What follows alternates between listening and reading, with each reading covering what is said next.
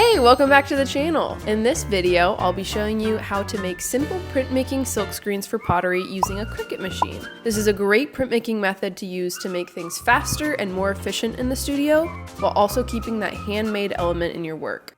I'll give helpful pointers, share the things I learned along the way, and show you how I use them in my work. These screens are easy to make, fun to use, and are also reusable. Okay, enough with the intro, let's get right into it.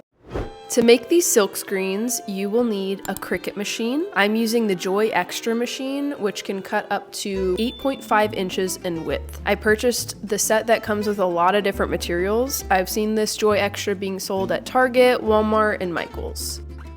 You'll also need iron-on vinyl. I ordered a pack of 12 by 12 inch sheets that had an assortment of colors off of Amazon. Silk screen fabric, this one is 110 mesh, which I also got off of Amazon. A paper or vinyl cutter, this one is the Cricut brand. A weeding tool, which came with my Cricut. An iron to adhere the vinyl to the mesh. Parchment paper for ironing.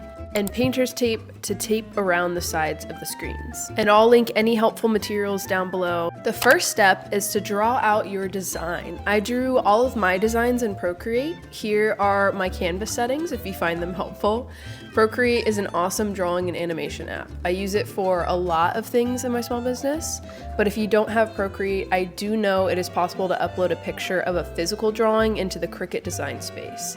I haven't done this before, but there are helpful videos that you can look up on YouTube if you need help with settings and upload and whatnot. Here I created a bunch of beach-themed screens, generally inspired by decorative tiles from just all over the world, but with beach/coastal imagery instead of the traditional floral or paisley patterns you typically see on these types of tiles. After I'm done designing and drawing, I deselect the background image and share my design as a PNG to my computer to upload to the Cricut Design Space. It has a background remover section, but since I removed the background in Procreate, I just hit apply and continue. On the next page, I click single layer and then I upload. I edited the image to be the size that I wanted, which was 2 inches since I want to fit 4 tiles in a quadrant on my cups, and then I hit make. I always use the mat when cutting out these iron-on vinyl designs, so I select the mat option. If you choose the iron-on vinyl option for the material, it will automatically mirror the image in the Cricut Design Space. You can leave this selected or unselected. If you deselect this button for your design to be the correct orientation on whatever you print these onto, you would use the side of the screen that is just the mesh, as you can see here. This side of the screen would be facing up when you use it to print. Your silk screens may last longer if you print with the mesh side facing up as opposed to the vinyl side facing up, because scraping with the squeegee tool on the vinyl side may make some of the vinyl pieces lift up a little bit. But I would suggest testing out both sides of the screen to see which outcomes you like best, because they might be different. I personally don't have a preference for which side to use and typically just leave the mirror option on because I mostly forget about it, but here I turned it off. All that's left is to put the vinyl on the matte, glossy side down and into the machine to cut it out. I think that the Cricut machine is so cool. I got this one recently and have been having so much fun playing around with it and getting a better understanding of how it works and how far I can push it. I can cut pretty thin and small designs, which is kind of surprising to me, but it's awesome because a lot of the designs I would be making for my pottery are those smaller and thinner lined designs. After it's done cutting, I unload it and take it off the mat so I can weed the design. The weeding part is my personal favorite. There's just something so satisfying about it. Although for more intricate designs, it can be a little bit tedious. You will have to be very careful lifting up certain parts. Sometimes if it's a big enough section, I'll hold the material with my hand and use the weeder tool to push parts of the design back down as I peel. It's always better to go slow and make sure that you don't accidentally rip up any parts of the design you want to keep. Here you can see that I didn't do it perfectly, but I knew that it would still look great when printed, so I wasn't too worried about it. After weeding the design, it's time to iron it onto the mesh. I trimmed the sides of the vinyl down a bit so that they were even. On the vinyl, one side is shiny and the other side is matte. You want to place the shiny side down so that the mesh can iron onto the matte side. I took my piece of mesh, placed it over the matte part of the iron-on transfer sheet, sandwiched that between two pieces of parchment, and started ironing away. I used the synthetic setting on my iron and hovered over parts of the screen for about 3 to 5 seconds at a time. The vinyl would become weirdly textured and sometimes a sticky lining creeps out of the vinyl backing if you overheat some areas. So I would suggest checking it ever so often to make sure it doesn't get overheated. If the plastic backing pulls off easily without buckling up in any areas, then your screen is pretty much ready to use. At this point, I go back over the screen with the iron quickly one last time to smooth it out and to give me peace of mind that everything is adhered properly. Now that you've got your screens all prepped and ironed, it is ready to tape. Here I'm taping up some silk screens that I made for a cup design based off the Neuschwanstein Castle in Germany. I like to tape the edges of the silk screen with painter's tape to give it some structure and grip for easy handling, and also to prevent the screen from fraying. I'm sure there's probably a better and more permanent way to do this, but painter's tape gets the job done. Let me know if you think of anything better down below. I like to trim the sides down a bit too. And there you have it, your very own pottery silk screens that are begging for some underglaze. All right, now let's use them. It might take a bit of time to get used to the process, but once you get a hang of it, it makes the underglaze process super quick and efficient. When I timed how long it took to use and clean one of these tile silk screens, it took me about 2.5 minutes, so I'd say that's pretty good. The materials you will need for the printing process are underglaze, CMC powder for thickening up the underglaze. I purchased this container off of Amazon. Shallow containers, squeegee tools. This pencil squeegee tool here was the one I used most because it worked best when I needed to use a different color for the more intricate parts of the screens. An X-Acto knife, and a soft surface to rest your piece on. I used a fabric pouch and a small foam insert from a cone pack box. I like to set up my space so that the process is as easy and efficient as it can be. I first pick out all the underglaze colors I want to use and mix in CMC powder for each one. I usually mix them in shallow containers like small lids from jars or cups, so it's easy to grab the mixture with my squeegee tool directly from the container and use it on my pieces. The CMC powder gives the underglazes a thicker and somewhat gelatinous texture. The consistency will thicken up a little more after you let the mixture sit for about 5 to 10 minutes. I didn't have to wait that long for some of the underglazes that I used though. Getting the underglaze to the right consistency is pretty essential for these silk screens to print properly. You want the underglaze to be thick, but not too thick when applying it onto these silk screens. Too thin and your designs won't have clean lines. Too thick and the underglaze won't push through the mesh onto the cup effectively. You might have to experiment with the CMC powder just to get an idea of how much to use depending on the brand and consistency of the underglaze that you have.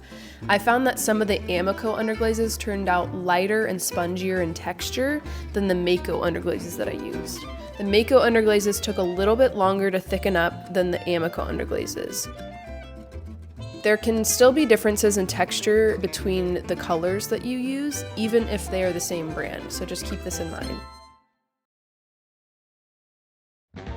Sometimes you can get away with using underglaze that has dried up into a paste consistency instead of adding CMC powder, like you can see here. It's harder to control this way, but if you just so happen to have underglazes that have dried out slightly, I'd say to just go ahead and test them out to see if they work and see if you can use them with the screens. I have a sponge and towel near me during this process so I can quickly wipe off any screens or mistakes.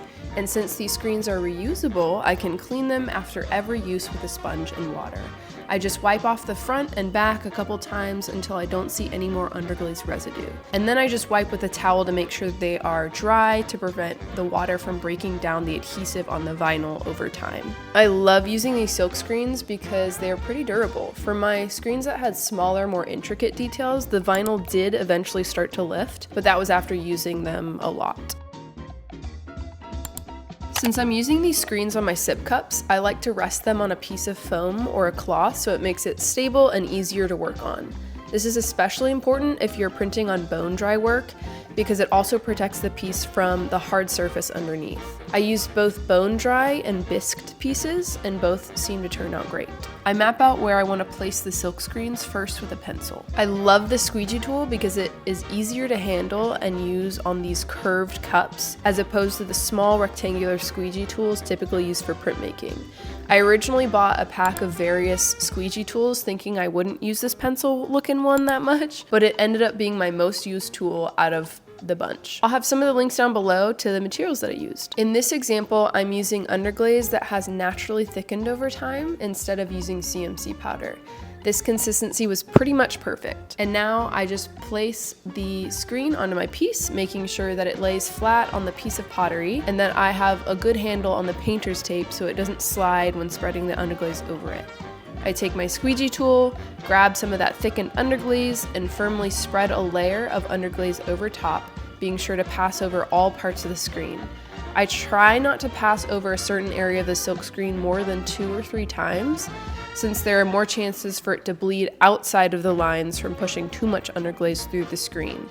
This is especially important if you're using it on a piece that tapers at the bottom, like the cups that I'm using in the video. Since the silk screen doesn't fully lay flat on the bottom parts of my cups, there are more chances for the print to come out funky. I try to do the least amount of pass-throughs as possible on this particular section, so there are less chances of the screen shifting and moving into places where I don't want it to go and resulting in a bad print. You may need to work fast depending on how dry it is in your environment. It was drier out when I used my silk screens for the first time, and I noticed that the underglaze would sometimes dry too quickly and peel off with the silk screen instead of transferring onto my piece. Keep this in mind if you want to use multiple colors for one silk screen. Changing colors takes a longer time, so there's more chance for it to dry out in some spots before you finish adding all the colors. You may need to focus on applying the colors in layers instead of all at once. After evenly spreading the underglaze over the screen, now all that's left is to peel it right off. And there you have it! Your beautiful handmade print now resides on your piece of pottery. How awesome is that? Now for some troubleshooting. If you lift up your screen and parts of it didn't transfer, just clean off the screen with a sponge and water, wipe it off with a rag so it's dry, and place it back over your printed design and do another pass over the parts that didn't transfer.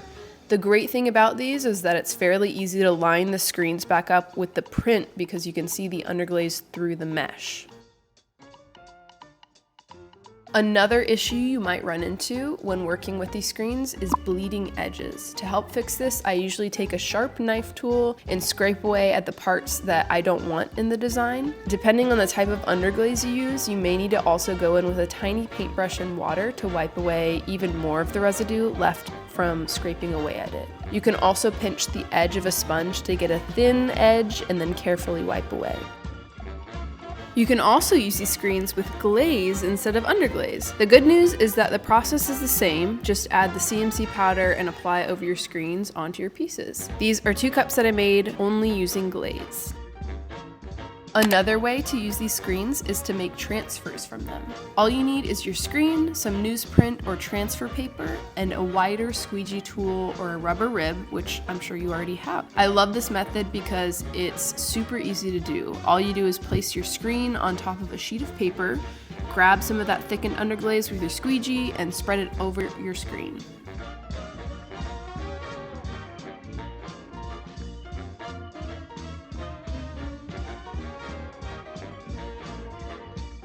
After letting it dry, you pretty much apply it to your pottery like you would putting on a temporary tattoo by cutting it out, placing it where you want it on your piece, and wetting the back of it. I use my squeegee tool to gently scrape the transfer backing to ensure it prints on the pottery. If you peel it off and it didn't stick to your piece, try adding more water, but not too much because sometimes adding too much water muddies up the transfer image. So finding a balance with how much water to use is key here. While it was fun to experiment with making transfer sheets, I definitely prefer printing directly onto my pieces because I feel like I get better prints doing it that way, but it all just depends on the look you're going for.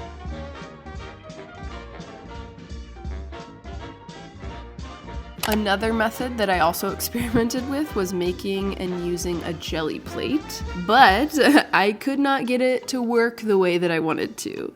So, in theory, you can take your jelly plate, dust it with cornstarch, and print onto the jelly plate. And because these jelly plates are clear, you can see through the plate to your piece and place the designs where you want them. I personally wasn't able to master this technique and didn't really feel like figuring out how to make it work, but I've seen others successfully use their silk screens with jelly plates.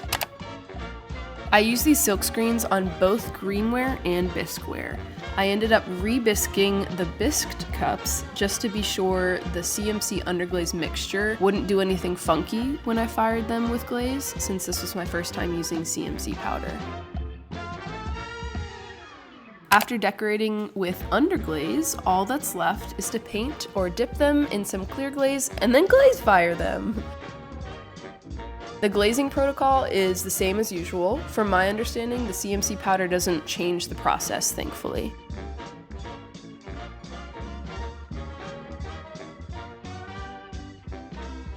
And now here are some examples of my work using these silk screens. I played around with lots of different colors and patterns in this collection. Cups from this collection of work are actually still available in my shop. I'll have the link in the description below in case you want to go check them out. And here are the beach tile cups, my personal favorite. I absolutely love this pottery printmaking method and have found it so useful as someone who does pottery full time and loves to find ways to keep that handmade nature yet make things a little bit more efficient in the studio.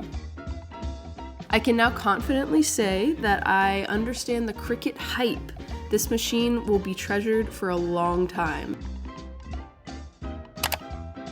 Thanks for watching, everyone. I hope this video inspired you to try this method out and just get creative with it. If you thought this tutorial was helpful, you might like some of my other pottery tutorials here on the screen. Go ahead, check them out. Alright, I appreciate you being here. Until next time!